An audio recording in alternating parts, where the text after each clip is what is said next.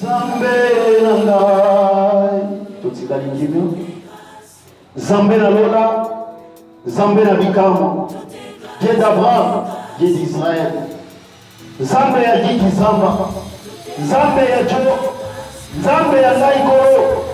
Seigneur, yo chaki. Malobakati. Nabomo inangai. Pote na koloba na makula lelo. Yo bonisa kinda Dieu tout puissant. La Saint-Esprit na yo. Pote na partager maloba na yo. Papa yango na tikita oyo na maboko na yo. Tika ete oyo koki makasi na esika. Ezala maloba na bongo oyo. Oyo kopesa batusi Seigneur. Ezala maloba na bongo oyo. Oyo kolamusa oyo ezalaki na bongo ina bato Dieu le Tout-Puissant. Tobondeli bongo. Bokola basantu. Dieu tolobi merci Dieu le Tout-Puissant. Kumbama na yo. Ça, plus tard, totangi bongo na mokanda ya 1 Samuel 16. Pendant la première verset, qui m'en a 23. Oh, Azui a tangué le biseau. Et qui m'en a 23, biseau de reprocha. Pour le temps, on a mis au sauté. Mais de reprocha, première verset, la troisième. Après, on sauté, pour qu'il y ait la 6e verset, la 7e. Après, on y est, la 10e verset, la 12e. Amen, hein? Mais vous allez bien. Biso basban nzambe totanga verset nyonso bana la première trimestre. Amen. Et donc on na biso ya tomona lelo Vamos ter uma da manhã de hoje. eza bongo j'ai la promesse comme lui. Eu tenho a promessa como sempre. Amen. Na lingi moko na biso ebisa moninga j'ai la promesse comme lui. Eu quero que alguém diga, alguém que eu tenho a promessa. J'ai la promesse comme lui. Diz alguém que tem promessas como sempre. Amen. Oyo asi atake biso première verset kino na 3. Na mokanda ya 1 Samuel 16. 1 Samuel 16.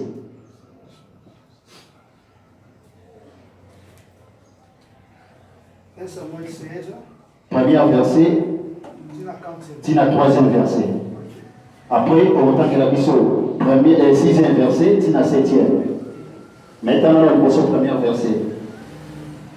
J'ai lu au nom du Seigneur Jésus-Christ. Amen. Donc, dans le livre 1 Samuel, chapitre 16, Verset 1. tu vas lire à 1 jusqu'à 3. Ma Bible dit ceci. L'Éternel dit à Samuel, quand cesseras-tu de pleurer sur Saoul? Je l'ai rejeté, afin qu'il ne règne plus sur Israël. Remplis ta corne d'huile et va. Je t'enverrai chez Isaïe, virgule à Béthami, car je vis parmi ses fils. C'est lui que je désire pour toi.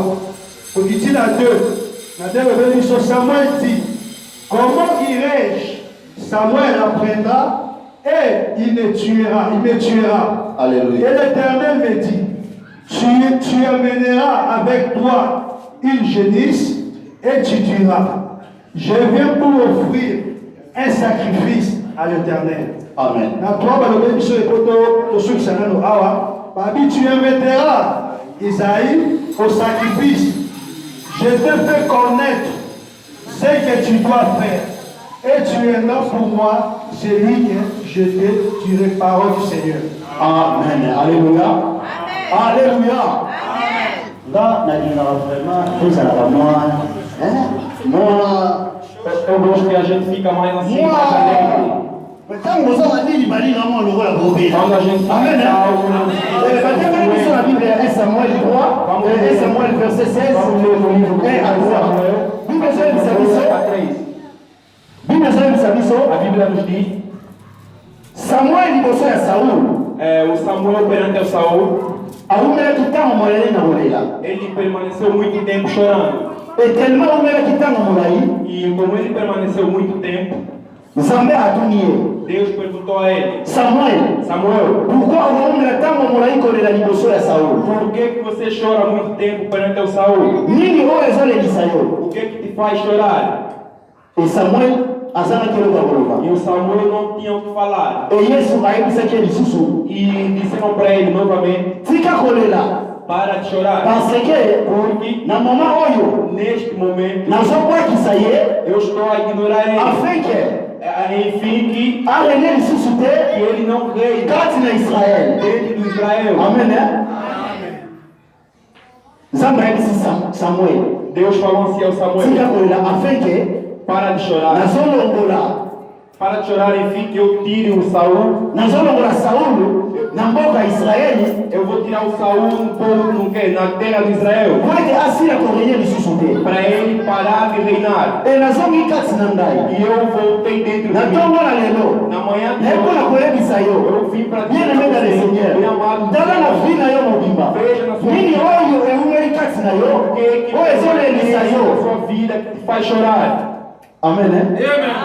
Nini oyo ewumeli kati na bomoi na yo O que permanece na sua vida oyo elelisaka yo ntango nyonso te faz chorar todo o tempo. soki libala Se for casamento, soki kobala se for to casar soki bana ou se for ter filhos, nini ewumeli kati na yo o que permanece na sua vida? nini oyo ezolelisa yo. O que faz você chorar? Alléluia, alléluia. J'ai la promesse comme lui. Eu tenho as promessas como ele. Alléluia. Nzambe ayebisi Samuel Deus falou ao Samuel na ndena yango no segundo capítulo: lokola yo ozowumela kati na kolela como você permanece no choro, telema levanta e nazotinda yo e eu vou mandar você. na mboka Vou mandar para você num lugar, ya Rama bisika oyo no Ramá, onde tinha o Davi, na ndako ya Esayi na casa do Isaías, mpona kowendre para você ungir kati na bana ya Esayi dentro dos filhos de Isaías mwana moko akoma lokola roi. dos filhos para se tornar rei. yala boyebiso na ntongo na lelo Vou dizer para você uma ata coisa: kolela pode vir choro, ata kozanga pode vir ata kufa pode vir morte, ata minyoko eza na nzambe moko oyo ekela likolo kina na se oyotelema na ntongo na lelo mpona koexpose oyo eza bongo na probleme na yo. Alléluia, alléluia. Esaú E o Saul, atikaki toujours wana ele permaneceu aí. e Samuel E o Samuel, atelemi ele se levantou. na twana ngo nzambe ayebisi ye No capítulo 3, Toma! ele levanta-te. liseke oyo tobengi na français na ntango ya kala bato babande kobatisa bato ezalaki eloko moko lokola liseke corne lokola liseke. Donc soki bayebe na yo bakozwa liseke wana bakotia mokwini na kati nde bakobatize yo. Amen. E antigamente os pessoal usavam uma espécie de vara para eles batizarem as pessoas. Nzambe ayebisi Samuel Deus disse ao Samuel: zwa corne na yo pega nessa vara remplir yango na huile e você unge ele. ekende na ndako ya Esayi E vai na casa de kende Isaías kowendre e você vai ungir mwana moko filho oyo azosepelisa ngai que está me agradar kati na ndako na ye. dentro da casa dele. Amen. Yango nalingi nayebisa wana ntongo na Por lelo isso que eu quero falar para você na manhã de hoje. ata bafini yo Podem falar mal de você, ata balobi mabe mpo na yo podem te desejar o yo mal. moko ofanda boye Você mesmo que está okomprenaka assim, te você não entende. ozalaka na baninga Você tem amigos, me osalaka bango mabe te mas você não faz bango nada balobaka mal. mabe na yo Mas eles fazem efu yo mal moko de você. comprendre Será que ke você oza na entende promese que você oza tem na promessa? bilaka Você tem oyo nzambe aloba likolo na yo oza na bilaka oyo nzambe aloba likolo na yo oza na bilaka oyo nzambe aloba likolo na yo. Alléluia. Oza na bilaka beta katolo Bate no teu peito, po ete Bible eyebisi biso porque a Bíblia nos diz na mokanda ya Jean 14:14 no livro de João 14, nyonso oyo bakosenga tudo que vocês pedirem na kombo na ngai em nzambe meu nome, Deus, nakopesa bino etango yo oza na bilaka kati na bomoi na yo nyonso oyo kosenga na kombo na Yesu nzambe ya likolo na kombo na ngai te na kombo ya kiki nzamba te na kombo ya Dr. Jo te kasi na kombo ya nzambe ekopesamela yo molenge osengi.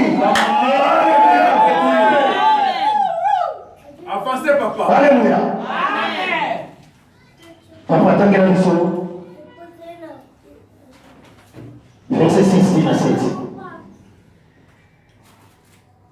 Dans verset 6 dans le livre, lorsqu'ils entrèrent, il s'est dit, en voyant Eliab, certainement loin de Dieu, est ici devant lui. Amen. Verset dans le livre, papa. Bandera verset 1. Lorsqu'ils entrèrent, il s'est dit, en voyant Eliab, certainement loin de l'Éternel, est ici devant lui. Très malin. Bible est biso. Tangu Samuel ayera ndako ya Isaïe, na kokota na ye, na entré na ye, akuti bilombe mibali, bengambe, ye moko kati na ye, abengi sage, oyo babengi na kombo ya Eliab, ayebisa bisolo kati na ndako oyo, motonani aza awa. Alors, continuez papa. C'est sur le Bible. Et l'Éternel dit à Samuel, ne prends point, c'est ça, garde son apparence et à la hauteur de sa taille. Alléluia. Car je l'ai rejeté, l'Éternel ne considère pas ce que l'homme considère. L'homme regarde ce qui frappe les yeux, mais l'Éternel garde au cœur. Parole du Seigneur. Amen.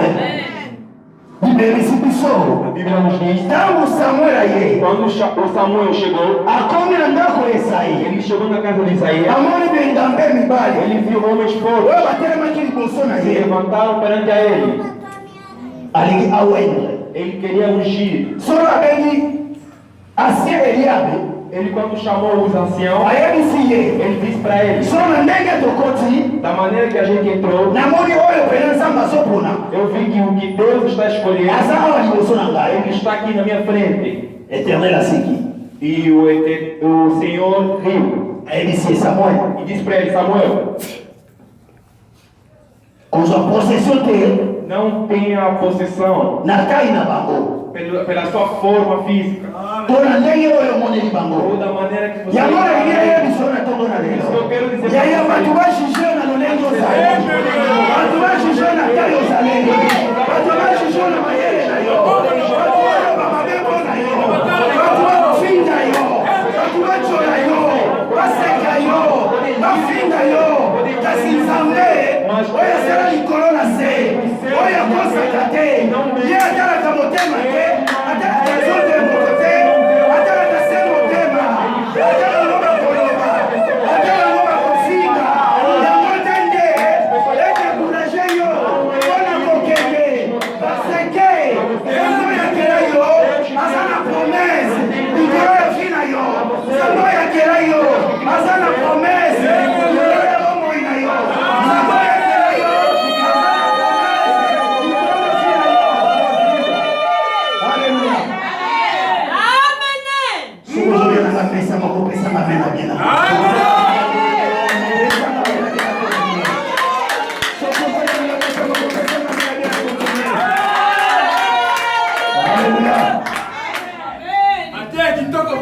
yaya nino ekolekisa yo O que vai nos motivar? nino ekofandisa yo na ndako O que vai fazer você bango baloba bango bafinga bango wana kutu sana wana kutu ekoki na libala te sana wana kutu azalaka boye yo wana kutu aza boye yo wana kutu fiere ya pamba ozolandela ye nini bango balobi kasi Nzambe oyo akeli yo nano lobi te ntango yazoloba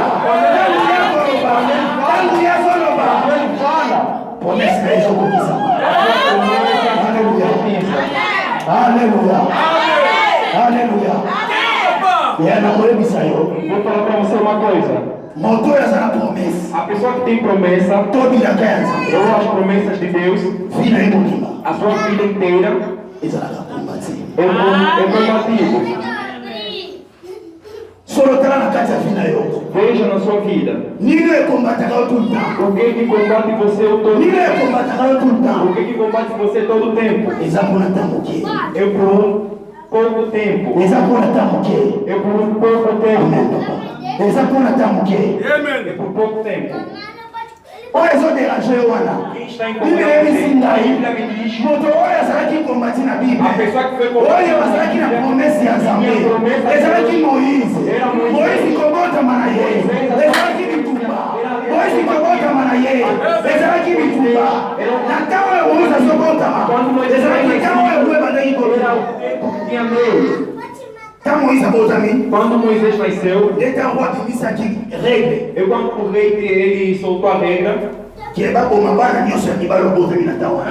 e matassem todas as crianças naquela época. Por isso que eu estou falando para você, na kati ya vi na yo dentro da sua vida, soko omoni bitumba se você vê, tomoni bazotyona yo você vê yeye konimema te yo yebake lokola bazotyona nga lokola bazofikanga seke nokwa nzambe eza kati na ngai seke nokwa nzambe eza kati na ngai j'ai la promesse comme lui j'ai la promesse comme lui j'ai la promesse comme David j'ai la promesse comme Moïse.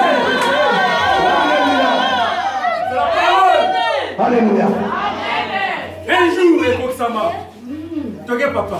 Moïse abotami Moisés nasceu roi bimisilwa e o rei ele teve uma regra baboma bana nyonso mibali que matasse todas as crianças masculinas. mama yoki pasi A mãe ficou triste. ayebaki mpe mwana wana Ele não sabia que aza essa mwana criança bilaka era uma criança ayebaki mwana wana aza mwana ya promese atie na kati ya kitunga awoki ye na mai nzambe lolenge azalaki na promese likolo ya moïse atindi mwana ya falo akende na mai kwakende lisiko kokoma komi na mai Quando ela chegou na água, amoni kitunga ela avistou uma cesta. na kati ya kitunga Dentro dessa cesta, ayoki bebe azolela viu que tinha uma criança chorando. ayoki bebe azolela Viu que tinha um bebê chorando. amemi ye Ela pegou o bebê, kino na ndako até em casa. esuki wana te E não parou aí. moïse akoli Moisés cresceu. yebisaka moïse alelaki na mai Diz pra mim, Moisés kasi chorou na ntango água. akoli Mas quando cresceu, telema azalaki na promese como ele tinha promessa,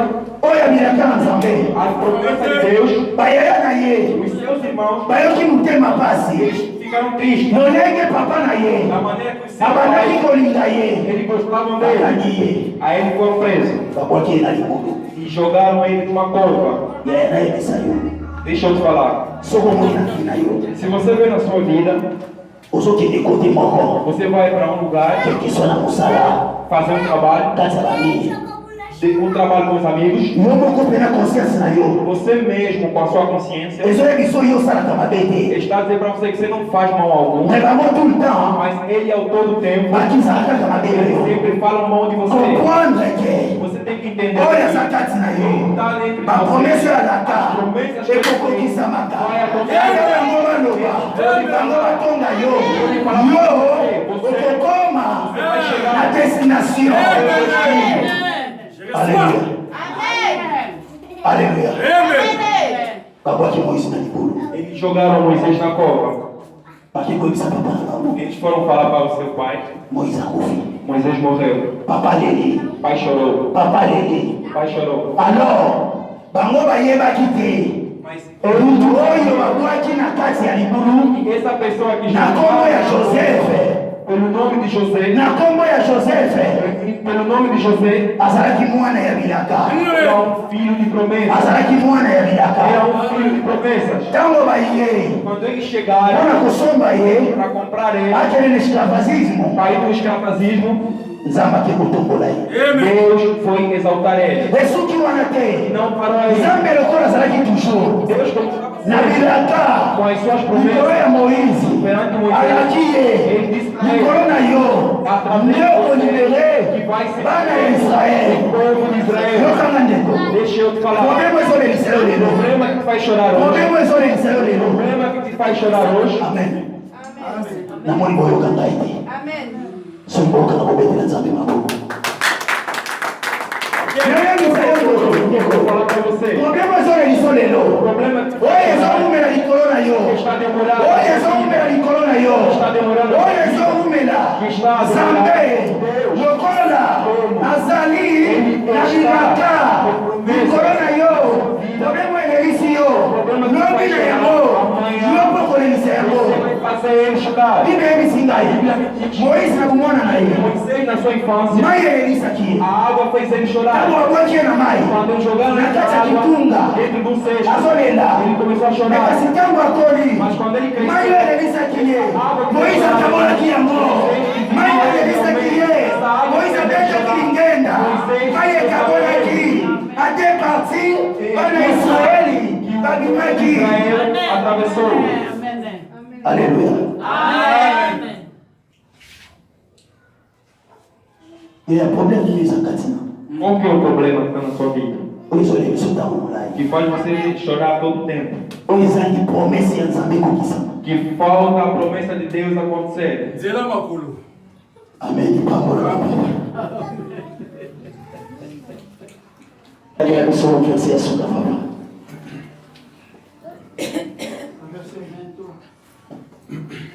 Verset 10 à 12. À verset 10, on remet du saut. Isaïe fit passer ses 7 filles devant Samuel. Et Samuel dit à Isaïe, l'Éternel n'a choisi aucun d'eux. Dans 11, on dit, puis Samuel dit à Isaïe, sont ceux-là tous tes fils? Et il répondit, il reste encore plus jeune, mais il paraît, il fait paître le brebis. Alors Samuel dit à Isaïe, envoie-le chercher, car nous ne placerons pas devant qu'il ne soit venu ici. Dans 12, on le dit, oui. Isaïe envoya chercher, or il était blonde, avec de beaux yeux et une belle figure. L'Éternel dit à Samuel, lève-toi, où est l'eau, car c'est lui, parole du Seigneur. Amen. Na 10, nango batangeli biso. Na verset 10 à 12. No versículo 10 a 12, Batangeli biso. acabando de nos ler, Ntango Samuel quando o Samuel aye na ndako ya Isaïe chegou na casa de Isaías, akozi bilombe ele encontrou homens fortes mpo na kolwendre para ungir. na nyonso oyo papa na bango alekisaki liboso Em todas as crianças que o pai passou à frente, ata moko te oyo asengelaki azala roi. nenhum deles tinha o direito de ser rei. Ata moko te asengelaki azala roi. Nenhum deles era apropriado para ser rei. Porque Davidi o Davi, azalaki na zamba. ele estava no mato. O Davi, na kati ya zamba dentro do mato, azobokola ele cuidava bubwele ya tata na ye. cuidava das ovelhas de seu pai. Samuel atuli na Isaïe Samuel perguntou a Isaías, na bana nyonso oyo olokisi awa em todos os filhos que você passou aqui na frente, namoni te nani oyo asengeli azala roi. não vi ninguém para ser rei. Será?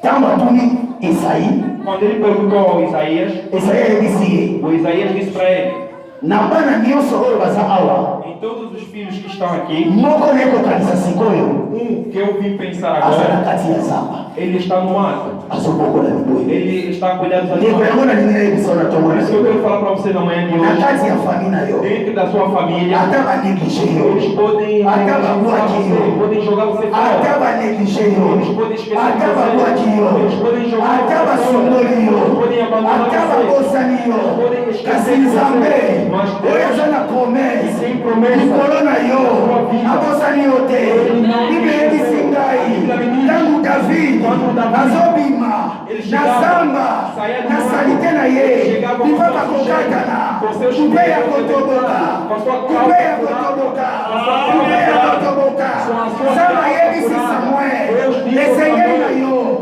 owende ye yende esengeli azala roi. o rei. Alléluia. Alléluia. Tika baneglige yo. Deixa que eles abandonem você. Tika baneglige yo. Deixa que eles negligenciem Tika bachula você. yo. Deixa que eles falem mal de você. Tika bafinga yo. Deixa que eles ofendam você. Kasi nzambe Mas Deus, oyo akela likolo na que se criou os céus e a soki nano terra, alobi te se ainda não falou, soki nano agir se ainda te não agiu, moko te ninguém aza na pouvoir tem poder ya koloba de falar likolo na yo a respeito de você. aseke Porque bilaka na ye as suas likolo na promessas yo na sua vida nano ekokisami te ainda não aconteceram. aseke bilaka na ye As suas likolo na yo promessas na sua nano vida ekokisami ainda não te. aconteceram. Alléluia. Nakoyebisa bino témoignage moko Eu preparei um testemunho. eza mpona nga moko. É para mim mesmo. Ntango nazokola Quando eu crescia, nazotanga eu estudava. nabotami na mibali 4 na basi 3. Eu fui nascido numa família de 4 homens e 3 meninas. Nga naza suka ya mibali. E eu sou o caçula dos homens. Nzambe asalaka biso grâce Deus nos fez a graça toyeba koluka. e a gente sabia ir atrás. Me ntango bango nyonso basilisi Mas quando todos eles acabaram kotanga classe de estudar, ngani natikalaki ya suka. eu fiquei por último. ezalaki na moma oyo nazokende kosenga bambongo minafali mpa na bango bagrandfrère na nga. Tinha alguns momentos que eu ia pedir o dinheiro da propina dos meus irmãos. eza na grandfrère na nga moko Tem o meu irmão mais velho, tulta bando oyebisa ngai que a todo tempo ele dizia: ozwa kosenga biso mbongo na loma estás a vir nos pedir dinheiro por quê? okotanga classe yango mpe Você vai estudar essa classe mbongo okosala e o dinheiro que você fazer, biso tende tokolia a gente não vai usufruir. okolia na basi na yo. Você vai usufruir com a me mwasi na ye Mas a sua esposa, tulta soki ngai nake kosenga mbongo todo momento que eu vou pedir abande dinheiro, koyebisa grandfrère na biso ela dizia do meu irmão: oyo ozomona oyo esse que está na vega, ozoneglige lelo vocês estão a ozokoya kopesa mbongo Ele lelo dá dinheiro para aza likonzi ya famille Mas ele aza likonzi ya famille oyo ozoboya kopesa mbongo ya minerval yenda kosunga famille na bino elelo nazomona yango oyo mwasi na ye abandaki koprofitize mpo na ngai ezalaki nde nzambe abandaki koloba likolo na ye mpo lelo oyo ngai namona yango mpo ngai namona yango lelo oyo nakoma likunzi ya famille. Amen. Nakoma likunzi ya famille. Eu me tornei uma bênção para a família. Me nazala bakati kosona. Mas eu tenho irmãos mais velhos na minha frente. Nalongwa Kinshasa Eu saí do Kinshasa nakota Luanda e cheguei em Luanda. tema promessa ezali likolo Como tinha promessa na minha vida, toyaba nzela ya kokamata a gente vê um caminho de atalhos. tokóma na mai moko tungi A gente chegou a algum rio, eza mai moko monene um rio enorme.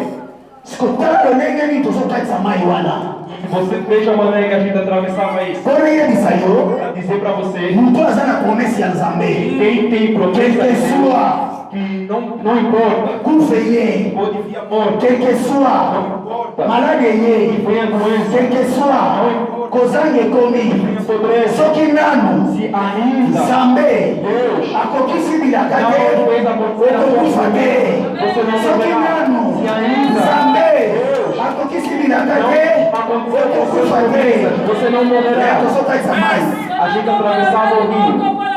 nazalaki na mokongo nasaki na mokongo na ngai Tinha uma mochila nas minhas costas saki wana ezalaki na bilamba na nga ple e essa mochila tinha minhas roupas. tokokalisa mai wana A gente atravessava esse rio.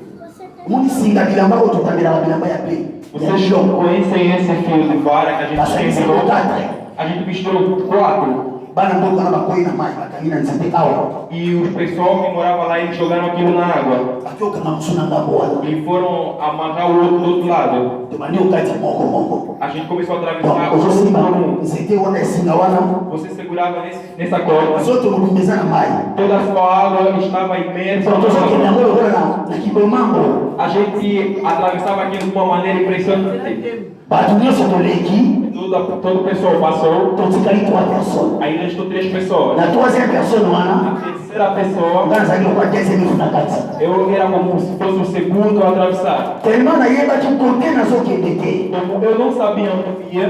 yaya nakoki kobwaka bilamba Eu não queria jogar fora as minhas roupas. nafai nango na mokongo Eu fiquei com ele nas minhas costas. nakoyi nango na mai Eu fui com ele dentro da água. nabandi kokei na nsima Aí eu comecei a caminhar. nakomi na katikati ya mai Aí eu cheguei no meio do trajeto. ozosanzi Você, osimbi singa que você segurou no me fio, na se mai ezobendo makolo kopanzi mas debaixo da água, a água puxava para o ozosanzi outro lado. puissance ya mai ezobenda yo Você sentia que o poder de água nabandi kodinga puxava na singa nga você. na se ya mai Aí eu comecei a afogar. nazoyeba te saki oyo natie na mokongo E a mochila que eu deja coloquei nas bilamba costas, ekolaki as roupas Eu vou todas me estavam começar molhadas. daí. Aí comecei a fazer com que eu me afogasse. ina moko nasa motema na se ya mai me nazomituna nini oyo Eu nazomona mesmo comecei a perguntar a mim, o que é isso? ntango nalongoli moko moko Quando soltei uma mão, nasaki esaki Comme il disait équilibré. Eu senti que a mochila estava desequilibrada. Eu comprendre, ça qui oyo, Aí eu entendi que qu'est-ce essa que mochila tu vas faire là-bas, que está fazendo o pessoal já dizia morreu. Tanto na longoni desse miliboco, sabe que aí na tomba milicolo. Quando eu soltei a mochila caiu. Comprendre que diga Nzambe, Nicola Ngai, tanto na conquista que tem, olha o César que tem.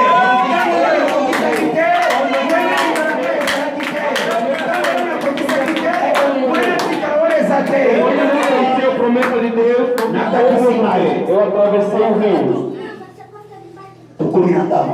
A gente chegou do outro lado e a gente foi. Não terminou aí. Quando a gente chegou em Muxinda, a gente começou a fazer modista.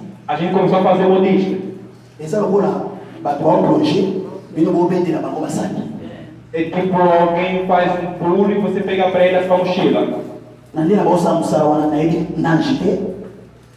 Eu, como fazia esse trabalho, eu não sabia nadar. E eu não sabia como se faz esse tipo de trabalho. Eu fiz o primeiro dia, o segundo dia, o terceiro dia, eu caí dentro da água. Eu não sei nadar. Aí comecei a beber água. Comecei a me afogar. Eu fui do meu lado.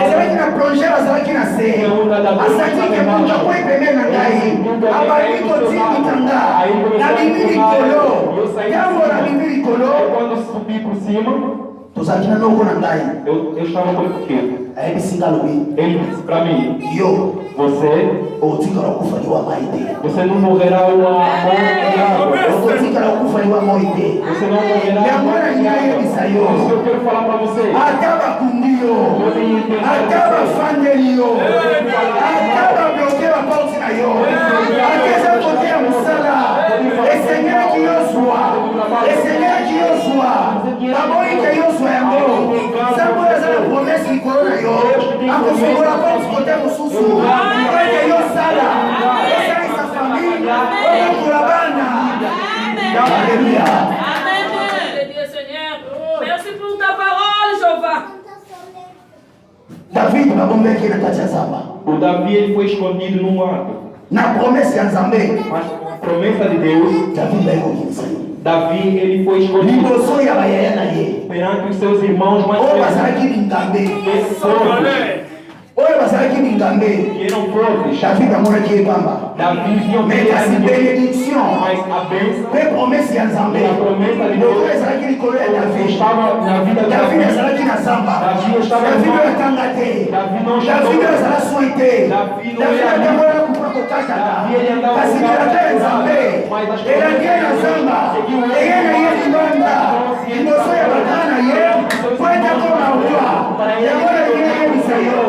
atosa musika ete ipambolina yo eza na France ipambolina yo eza na Canada avant yo koma Nzambe deja obongisa ngo Nzambe deja obongisa ngo Nzambe ya lola atombolaka bato na pamba Nzambe ya lola alongolaka bato na se bamoni pamba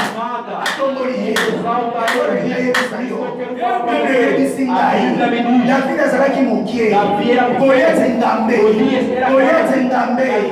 alukaki ya kodefendre bonga na bango ya kokundana Goliath abimisi David. Ele soltou o Davi. Babimisi David. Aí tiraram o Davi para lutar com Golias. Para ele lutar com Golias. Davi, ele não tinha forças para lutar com Golias, mas em suas mãos ele tinha 5 pedras.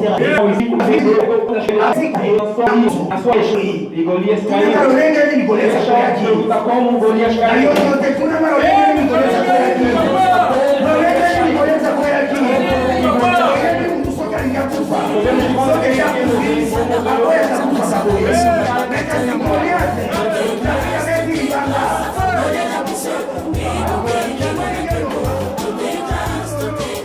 Ata eloko ya ofele esengaka critère